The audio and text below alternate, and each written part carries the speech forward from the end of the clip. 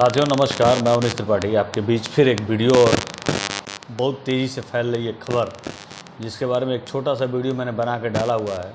उस वीडियो में मैंने बताया भी है कि संविदा चालक प्रचालकों के लिए एक बड़ी खुशखबरी की बात है, जिसमें पास मिलने की व्यवस्था हो गई है। हो सकता है वेतन भी कुछ वृद्धि हो जाए। तो मैं और एक और जनता के लिए बड़ी खुशखबरी की खबर थी कि आम जनता जो राजधानी सेवा का लाभ उठा रही थी, उसका किराया थोड़ा सा 10% कम कर दिया। पहली बार ऐसा हुआ कि परिवहन विभाग में और किराया कम किया गया है, नहीं तो इसके पहले अभी तक 16 साल के इतिहास में नहीं हुआ था। मैं जहां तक जानता हूं कि किसी गाड़ी का किराया कम कर दिया गया। सुविधा वही है और किराया कम कर दिया गया, तो ये अच्छी बात है। लखनऊ जो गोरखपुर से आदमी जाना चाहता है 6 घंटे में 5 घंटे में पहुँच जाएगा, तो बड़ी खबर है। लेकिन साथ में साथ एक धोखा भी हुआ है थोड़ा सा। उसमें एक चीज़ बढ़ाकर और एक चीज़ घटा ली गई है कि अगर चालक प्रचालक, देखिए ये बहुत ही गंभीर विषय है, इस पर बहुत लंबी चर्चा होनी चाहिए और इस पर बहुत सारी चीज़ों को देखना चाहिए, बारीकी को चेक करना चाहिए। विषय गंभीर इसलिए है कि हर चालक प्रचालक से कहीं ना कहीं गाड़ी एक्सीडेंट करती है, पक्का है। ऐसा कोई पैदा नहीं हुआ कि जो कभी गाड़ी चलाया हो गिरा ना हो। हम लोग भी बचपन में साइकिल चलाते थे, जब तक 2-4 बार गिरते नहीं थे, लोग ये कहते थे भाई साइकिल जब तक गिरबा नहीं तब तक सीखबा नहीं।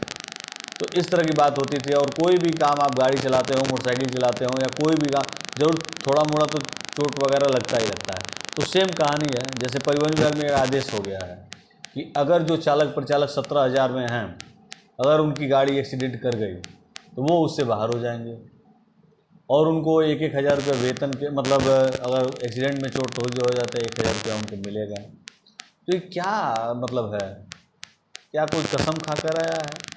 नॉर्मली सी बात है भाई, ये कोई हमारा हक अधिकार है कि हमने जितना आपने क्राइटेरिया दिया 17,000 के लिए, कितना दिन ड्यूटी करना है, इतने किलोमीटर चलना, मैंने वो पूरा किया।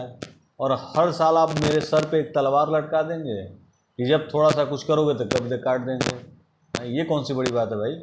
ये अच्छी चीज़ नहीं है। अगर हमारे क्या नियमित कर्मचारियों के साथ होता है क्या ऐसा कि अगर कोई नियमित चालक है एक्सीडेंट कर गया तो उसको आप लोकल चलाते हैं, क्या उसको विभाग से बाहर कर देंगे? क्या उसके तनख्वाह से कटौती कर देते हैं? तो आखिर अगर इस तरह का हो रहा तो हमारे साथ क्यों भेदभाव क्यों हो रहा है? परिवहन विभाग में भेदभाव की प्रणाली पहले से भी है। कई जगह वेतन कम देते हैं, कई जगह वेतन, हमारे विभाग में 3 तरह का वेतन है। जो किलोमीटर चलेगा किलोमीटर मिलेगा, जो 22 दिन करेगा उसको इतना मिलेगा, जो 24 दिन करेगा इतना मिलेगा। ये क्या मैटर है भाई? सारे कर्मचारी, क्या रेगुलर कर्मचारियों के साथ भी ऐसा भेदभाव होता है?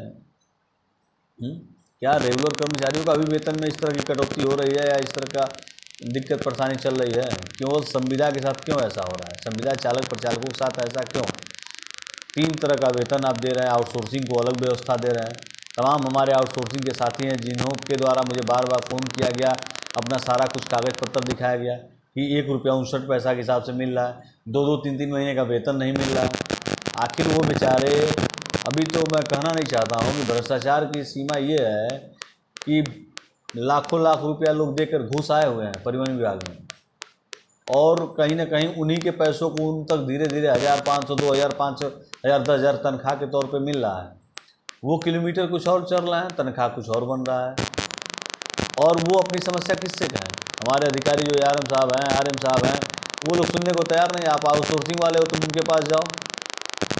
कहीं ना कहीं ये शोषण हो रहा है और ये शोषण बंद होना चाहिए। अगर वो बच्चा किलोमीटर चल रहा है, जो हमको मिल रहा है उनको भी दीजिए। जो संविदा चालकों प्रचालकों के साथ आप व्यवहार करते हैं वो भी करिए, कम से कम उतना तो करिए। अभी कुछ दिनों बाद आप लोग रिटायर हो जाएंगे और आप कहीं भगवान न करे कोई घटना घट जाए तो आप ही के बच्चे संविदा में काम करेंगे, तो और आप ही की पत्नी पानी घूम घूम के देगी सबको। तो ऐसी घटना न घटे। निवेदन है कि जो भी संगठन के बड़े नेता हैं, जो चालक प्रचालकों के बड़े नेता हैं, जो तमाम यूनियन चलाते हैं, आप लोग कर क्या रहे हैं? कम से कम आप लोग तो जगिए। आने वाले समय में आपके भी फोटो पे माला कोई अमर होके नहीं आया है, तो कोई घटना न घटे और कोई बात न हो, आपका बच्चा चाय न बेचे और गिलास पत्नी न धोए, ऐसी कंडीशन न आने दीजिए। अगर आप चाहते हैं कि चपरासी की नौकरी न मिले तो जितने भी संविदा कर्मचारी हैं उनको रेगुलर कराने का प्रयास करिए। ये 10% 5% होता क्या भाई? आप पा रहे हैं 60,000, हम पा रहे हैं 10,000। इस तरह का भेदभाव क्यों? इतना गरीब अमीर का अंतर क्यों डाल रहे हैं आप? इस तरह की व्यवस्था को दूर करिए। संविदा कर्मचारी को नियमित करने की अगर क्षमता हो तो आप उनसे चंदा मांगिए। हर महीने हर साल में आप चंदा कटाते हैं, रसीद कटाते हैं, क्यों कटाते हैं भाई? हम रसीद का पैसा क्यों दें आपको 100 रुपया? हाँ, आप यूनियन चलाते हैं, अपना कोषाध्यक्ष, अपना सारा व्यवस्था आप टाइट कर लेते हैं, लेकिन संविदा कर्मचारियों के लिए हक के हुकूम की लड़ाई लड़ते हैं? नहीं लड़ते हैं। केवल आपको टेबल चाहिए, आपको कंप्यूटर बैगवाइज और तमाम बड़े बड़े टेबल मिल जाएंगे, ड्यूटी करनी ना पड़े, और संविदा वालों से काम करेंगे, संविदा वालों को वेतन पाएंगे और संविदा वालों को वेतन नहीं देंगे। इस समय पूरे परिवहन विभाग में 99% संचालन संविदा के लोग कर रहे हैं। उठा कर देख लीजिए कागज पत्तर। न विश्वास हो तो हर डिपो का टेबल उठा के चेक कर लीजिए कि कितने नियमित कर्मचारी बच गए हैं। मृतक आश्रित कुछ भर्ती हो गए, प्रशिक्षु कुछ भर्ती हो गए, 1690 कुछ हो गए। उसके बाद भी इन लोगों का भी प्रमोशन आने का समय आ गया, धीरे धीरे प्रमोशन हो जाएगा। और वो काम भी कहाँ करते हैं सब लोग जानते हैं, कौन किस तरह ड्यूटी ले रहा है, हाजिरी ले रहा है, सब लोग जानते हैं। EL CL DL पास करा के सब लोग मेंटेन कर रहे हैं। संविदा के बच्चे अगर ड्यूटी न करें, किलोमीटर पे नौकरी न करें, तो आज स्थिति बहुत परिवहन विभाग खराब होने जा रही है। डग्गा मार वाहनों से कौन लड़ता है? हम। गाली कौन सुनता है? हम। यात्री से कौन पैसा लेकर आता है? हम। और सुविधा के नाम पे क्या जीरो? हाँ, दे दिए पास मिलेगा, कह दिए वेतन में 10% बढ़ोतरी की उम्मीद है, अभी मिला नहीं है। 1,000 काट देंगे, एक्सीडेंट हो गया तो आपको ये काट देंगे, इस प्रोत्साहन से बाहर कर देंगे। गजब गजब का सिस्टम आप लोग बना के रखे हैं भाई। मैं निवेदन करूंगा अपने चालक प्रचालक भाइयों से, अब भी आंखें खोलिए, देखिए कि क्या हो रहा है आपके साथ परिवहन विभाग में, और एकजुट होइए, एकजुट होकर आंदोलन करिए। जैसे तमाम विभागों में तमाम लोग आंदोलन करने के लिए तैयार हैं। 2024 का मौका है, चुनाव का समय आने वाला है। अपनी बातों को, अपनी मांगों को ऊपर तक पहुंचाने का प्रयास करिए। और अब नहीं एक हुए तो कभी नहीं एक होंगे, और धीरे धीरे उम्र ख़त्म हो जाएगी। हम लोग भी आए थे तो 25 साल के थे, नया नया जोश था, नया नया खून था, खूब आंदोलन किए, खूब धरना प्रदर्शन दिए। लखनऊ कितनी बार हम लोग गए, तब जाके आज हम लोग 1.75 रुपया तक पहुँचे हैं। 22 दिन 24 दिन का जो ये मामला है, ये अधिकारियों ने तोड़ मरोड़ के हम लोग को मतभेद, हम लोग में आपस में कैसे लड़ें, फूट डालो राज करो की नीति अपनाई। इनको 17,000 दे दो, इनको 14,000 दे दो, जो नहीं कुछ करते इनको नखादा कर दो। और 17,000 वाला 24 दिन के चक्कर में पड़ा हुआ है। 24 दिन ड्यूटी करेगा, 6 दिन में अपने घर परिवार के बीच में रहेगा। 14 वाला 22 दिन करेगा, वो अपने परिवार में रहेगा, और जो नखादा हो तो इधर उधर घूमते रहेंगे। तो ये सब क्राइटेरिया ऐसा कर दिए कि आप लड़ते रहिए, भिड़ते रहिए, कोई दिक्कत नहीं, कोई आंदोलन नहीं, कोई एकजुटता नहीं। और यही जब नहीं था, इसके पहले आंदोलन और एकजुटता और खून जब हो जाता था, सारे लोग मिल जाते थे, हज़ारों हज़ारों की संख्या जुटती थी, लाखों लाखों लोग रुपया जुटाते थे और बड़े स्तर पे आंदोलन करते थे, अपनी मांग को रखते थे, मुख्यालय तक पहुंचाते थे। आखिर क्यों इस तरह की बात नहीं हो रही है इस समय? कम से कम साथियों से निवेदन है कि जहाँ भी जिस डिपो में भी हमारे साथी हमारे इस फ़ोन के माध्यम से, वीडियो के माध्यम से जुड़े हैं, उनसे निवेदन करूँगा कि आप एकजुट होइए, अपने डिपो पे, अपने संगठन के, अपने लोगों के लिए लड़िए भाई। आप नहीं लड़ेंगे, आज नहीं लड़ेंगे तो कोई लड़ेगा नहीं। एक कहावत मैंने सुनी थी कि एकता में ताकत होती है, लेकिन एकता है कहाँ? उस महिला ने हमको उदाहरण बताया कि आप कभी मधुमक्खी के छाते में हाथ डाल के देखिए, सारी मधुमक्खियाँ एकजुट होकर तुरंत पकड़ लेंगी। तो हमको मधुमक्खियों की तरह रहना है, हमको मधुर करना है, मीठा बोलना है, सारी व्यवस्था करनी है, लेकिन अपनी ताकत को पहचानना है, अपने लिए लड़ना है, अपने हक और हुकूम के लिए लड़ना है।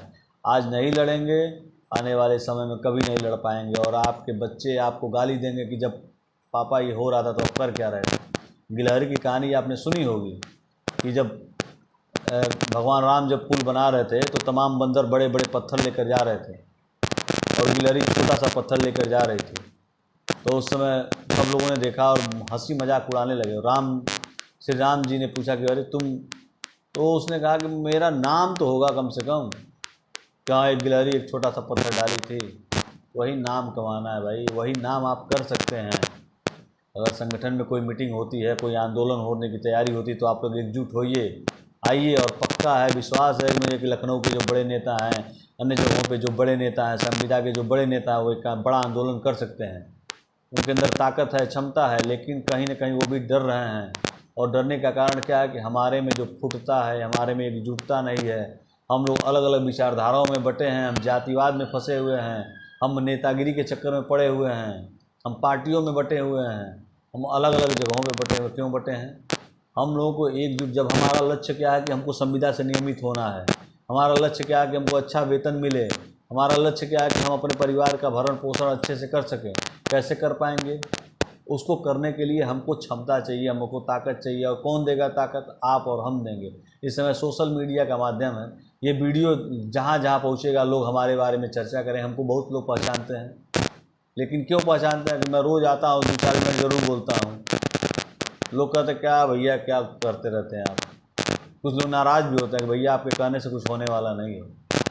मैं जानता हूँ इस बात को, लेकिन अगर मैं माचिस जला रहा हूँ, हो सकता है कहीं ना कहीं धुआं जले या आग लगे और उस समय आप लोगों की ज़रूरत पड़ेगी। निवेदन करूंगा कि वीडियो को अधिक से अधिक शेयर करिए और अधिक से अधिक लोगों को एकजुट करिए। जिस भी डिपो में हैं, जहां पर भी हैं, आप अपने संगठन को मजबूत करिए और एक लड़ाई लड़िए जिससे संविदा को नियमित किया जा सके।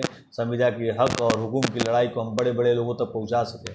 आपके सामने छोटे छोटे लोग बड़े बड़े स्तर तक पहुँच गए हैं और हम लोग इतनी बड़ी ताकत में, अगर आज संचालन बंद हो जाए पूरा लखनऊ हिल जाएगा। 2 घंटा डिपो अगर बंद हो जाता है तो क्या हो जाता है सारी दुनिया जानती है। कोविड के समय सबसे अधिक सरकारी रोडवेज बस का उपयोग हुआ है। आपातकाल में सबसे अधिक उपयोग होता है।